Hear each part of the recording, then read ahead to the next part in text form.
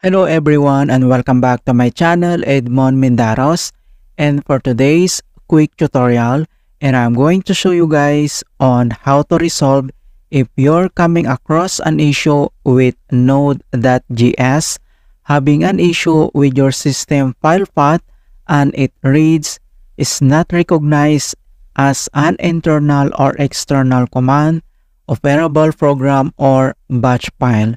Kung paano ba natin ito i-fix, and without further ado, and let's go ahead.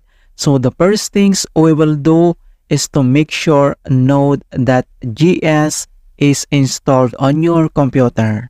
So open up on a Chrome browser and then search mo lang dito yung Node.js, or ilalagay ko to sa description box yung kanyang link para mas madali natin ma-install. Okay, and then click mo lang dito yung download, right? And then, next step, so dito lang ulit sa search menu, so click mo lang yan.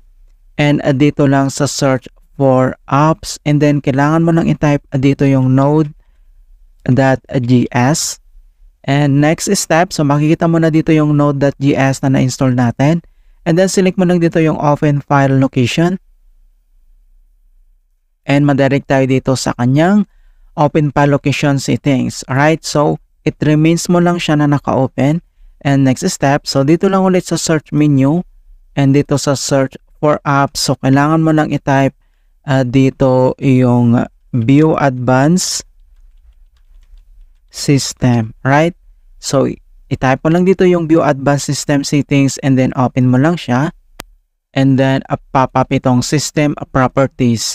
And then dito lang sa taas, select mo lang dito yung advanced, at dito lang sa baba, kailangan mo lang i-click dito yung environment variables. So click mo lang yan.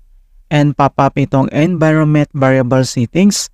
So dito lang sa system variables ay kailangan mo lang i-select dito yung path. Alright? So i-click mo lang tong path. And then click mo lang dito yung edit. Okay? So click mo lang yan. Alright? And next step, so back tayo dun sa Node.js open file locations. Alright? So ang gagawin natin dito, i-click mo lang yung arrow na yan. And then next ay kailangan lang natin i-copy itong link to mga kaibigan, itong blue color na yan.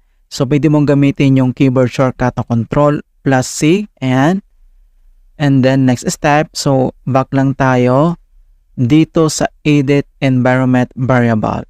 And then click mo lang dito yung new. And then mag-open ito ng another folder, and then paste lang natin yung kinopy natin doon sa open file locations. Alright, so paste lang natin yon.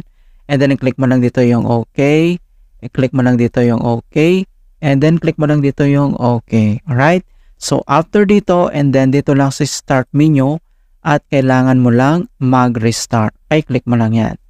Alright, so ganoon lang po kasimple on how to fix the NPM OS not recognized as an internal or external command error. And please don't forget to like this video, subscribe to my channel for more quality content. Thank you guys, and see you in my next tutorial.